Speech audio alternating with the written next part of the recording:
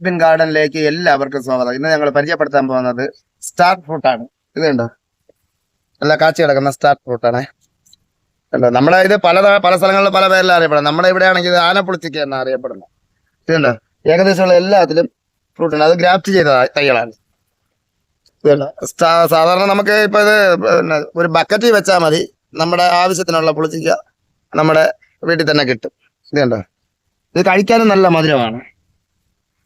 നിറയെ പൂക്കളും നിറയെ കായായിട്ടുണ്ട്. ഇത് കണ്ടോ,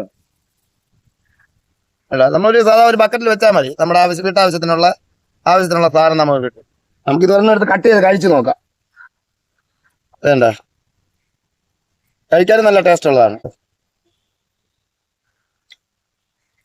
ഇത് പച്ചയാണ്, എന്നാലും നല്ല മധുരവും ഉണ്ട്, ചെറിയ പുളിയും ഉണ്ട്.